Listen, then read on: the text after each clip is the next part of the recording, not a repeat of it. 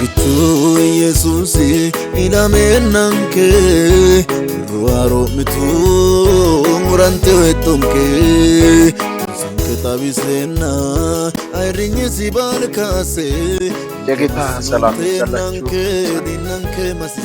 የጌታችንና የመድኃኒታችን የቤዛችን የኢየሱስ ክርስቶስ ልደት ታኅሳስ 29 2018 ዓመተ ምህረት እንኳን በሰላም አደረሳችሁ አደረሰን።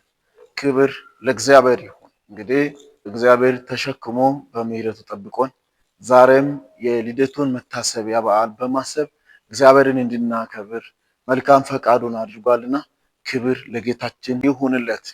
ከዚህ ቀጥዬ አንድ ወሳኝ መልእክት ለማስተላለፍ ፈልጋለሁ። እርሱም መድኃኒት ተወለደ በሚል ርዕስ አጠር አድርጌ የእግዚአብሔርን ቃል ሐሳብ ለማካፈል እፈልጋለሁ።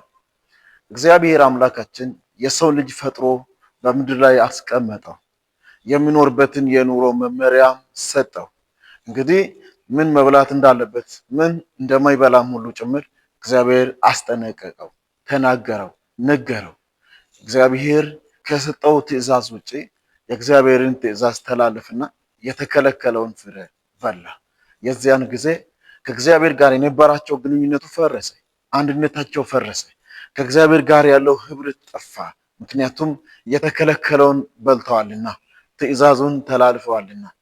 ከእግዚአብሔር ጋር የሚኖሩት ትእዛዙን የማይተላለፉ ናቸው። ድንገት እንኳን ቢበድሉ ይቅርታ በመጠየቅ በንስሐ በመታጠብ ወደ እግዚአብሔር የሚመለሱ ናቸው። ነገር ግን አዳምና ሔዋን ይህንን ባደረጉ ጊዜ ከእግዚአብሔር ፊት ሸሹ፣ ተደበቁ፣ ተሸሸጉ። እግዚአብሔር ፍለጋ መጣ። አዳም ወዴት ነህ ያለ መጥቷል። ያ የሰው ልጅ ከእግዚአብሔር ጋር የነበረው ህብረቱ ከጠፋ በኋላ በኃጢአት ከወደቀ በኋላ እግዚአብሔር ከዘመናት በፊት አንድ እቅድ ነበረው። እቅዱም አንድያ የሚወደውን ልጅ ወደ ዓለም መላክ ነው። ሰው በኃጢአት በወደቀበት ማንነት መካከል በመጣ ጊዜ አንድ የተስፋ ቃል ተናግሮ ነበር። ያ ምንድን ነው? ለእባብ እየተናገረ ከሴቲቷ የሚወለድ ከዘሯ የሚወለድ ከአንተ ጋር ጠላትነትን አደርጋለሁ፣ ራስን ይቀጠቅጣል፣ ይገለሃል፣ ያሸንፋል፣ ትቀጠቀጣለህ ብሎታል ማለት ነው። ይህ የተስፋ ቃል ነው። ይህ ምንድነው የሚያሳየው?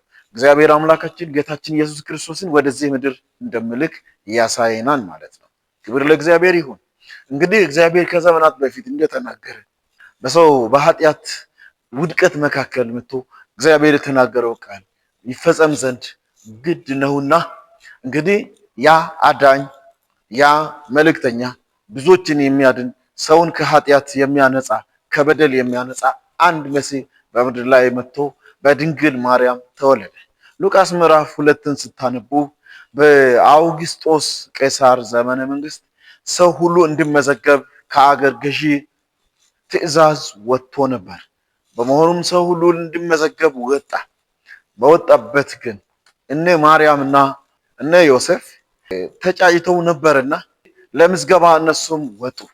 እግዚአብሔር በቃሉ እንደተናገረ በመልአክ እንደተናገረ እግዚአብሔር ማርያም የምትወልድበት ኢየሱስ የሚወለድበት አዳኙ የሚወለድበት ጊዜ ደረሰና በማይመች ቦታ በከብቶች በረት መካከል እዛው ቦታ ላይ ድንገት ምጥ ያዛትና እዛ ጋር ወለደች። የሚገርማችሁ ነገር የእግዚአብሔር መላእክቶች ወደዚያ ስፍራ መጡ። በሜዳ እረኞች ያደሩ እረኞች ነበሩ እና እንግዲህ መላእክቶች እንደዚህ አሏቸው፣ አትፍሩ፣ ዛሬ በዳዊት ከተማ መድኃኒት እርሱም ክርስቶስ ጌታ የሆነ ተወልዶላችኋልና አትፍሩ አሏቸው።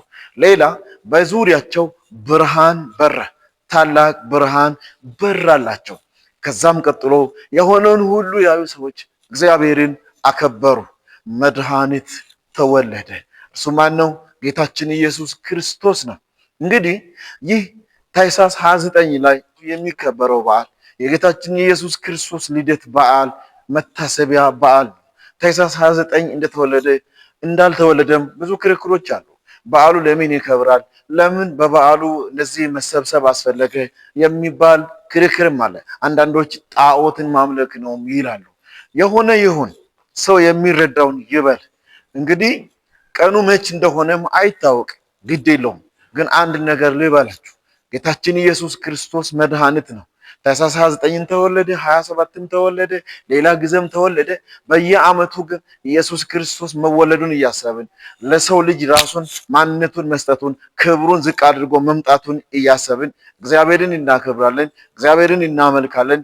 የኃጢአታችን ስርየት በሱ በኩል እንደተደረገልን እኛን ለማዳን ደግሞ አምላክ ሆኖ ሳለ ራሱን ዝቅ አድርጎ መውረዱንና መምጣቱን እንገነዘብበታለን። ወገኖች ሆይ ሉቃስ ወንጌል ምዕራፍ 2 ላይ እንዴት ተጠቀሰው? ጌታችን ኢየሱስ ክርስቶስ መድኃኒት ተወለደ ተብሎ ተነግሮላችኋል ለሰዎቹ። ምንድነው እሱ? መድኃኒት ነው። ከኃጢአት የሚያነጻ የሚፈውስ መድኃኒት ነው። ከእግዚአብሔር ጋር የነበረው የፈረሰውን ግንኙነት ከእንደገና የሚፈውስ መድኃኒት ነው ክርስቶስ ማለት ነው። እግዚአብሔር ይባረክ። እሱ ከተወለደ በኋላ ከአምላክ ጋር የነበረውን ክዳናችንን አድሷል። ኃጢአታችንን ሰርዞልናል። ከኃጢአት በሽታ አድኖናል፣ ፈውሶናል፣ ነፃ አውጥቶናል። ክብር ይሁንለት፣ እግዚአብሔር ይመስገን። ሌላው ብርሃን በራ ይላል። ብርሃን በራ። ብርሃን የጨለማ ተቃራኒ ነው። ጨለማ በመጽሐፍ ቅዱስ አተረጓጎም ኃጢአተኛው ዓለም ከዲያብሎስ ስራ ጋር መመላለስ ጨለማ ተብሏል። ኃጢአትን መስራት በጨለማ መመላለስ እንደሆነ ተነግሮናል። እንግዲህ ኃጢአት በሰራን ጊዜ ከእግዚአብሔር ተርቀን ከጨለማው ስራ ጋር ስንተባበር ኖረናል። ነገር ግን ጌታ ኢየሱስ ክርስቶስ ከመጣ በኋላ አዳኙ መድኃኒት ከተወለደልን በኋላ ብርሃንን አበራልን። ይህ ማለት ምን ማለት ነው? ከአብ ጋር አስታረቀን። ከእግዚአብሔር ጋር የነበረውን ግንኙነታችንን ከእንደገና አደሰልን። በኃጢአት የፈረሰውን ከእንደገና መለሰልን። ክብር ለእግዚአብሔር ይሁን። ከተሰደድንበት ከፊቱ ከተባረርንበት በፍቅር ወደ አምላኩ አስጠጋን፣ ወደ እርቅ ጓዳ አስገባን፣ ወደ መጀመሪያ ክብራችን መለሰን ማለት ነው።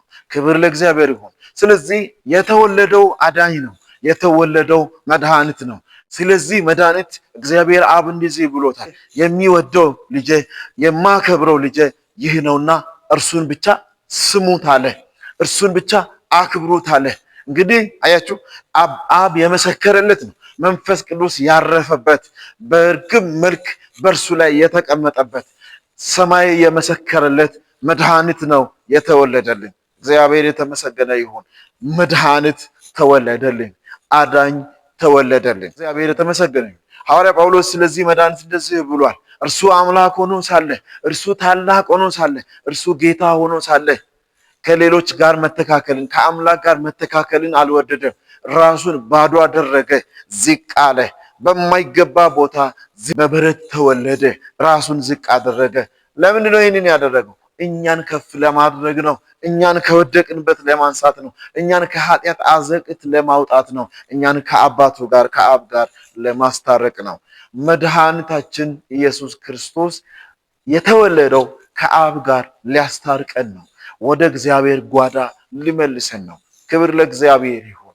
ወገኖች ሆይ ይህንን በዓል ስናስብ ዝም ብለን ተገናኝተን ተሰብስበን በልተን ጠጥተን ብቻ የምንመለስበት አይደለም። ደግሞም ጣዖት ማምለክ አይደለም። እንግዲህ በእግዚአብሔር ፊት እግዚአብሔርን ማምለክ፣ እግዚአብሔርን ማመስገን የሚገባንን የማይገባንን ክብር የሰጠንን በማሰብ እሱን የምናመልክበት የምናመሰግንበት ከወደቅንበት ያነሳንን ጌታ ከፍ የምናደርግበት ስሙን የምናወድስበት አዳኝነቱን መድኃኒትነቱን ለሰዎች የምናውጅበት በዓል ነው ማለት ነው። ይበዓል እግዚአብሔር የተባረከ ይሁን። መድኃኒት ተወለደ፣ በማይገባ ቦታ ተወለደ፣ አዳኝ ተወለደ፣ የሚያድን ጌታ ተወለደ።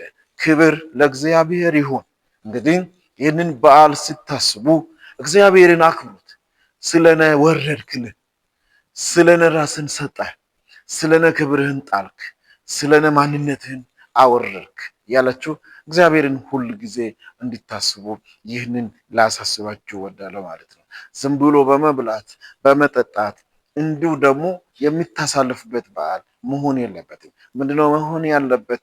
ሌሎችን እያሰብን ደካሞችን እያሰብን ያጡትን እያሰብን ካለን እያካፈልን የምናሳልፍበት የእኛን ደስታ ለሌሎች የምናጋራበት ስጋዊና መንፈሳዊ ምግቦችን ለሌሎች ሼር የምናደርግበት በዓል መሆን አለበት። እግዚአብሔርን የምናከብርበት በዓል መሆን አለበት ማለት ነው። እንግዲህ ይህንን ሐሳብ ለማስተላለፍ ነው ወደዚህ የመጣሁትና እግዚአብሔር አምላክ ይባርካችሁ። መድኃኒት ተወለደ።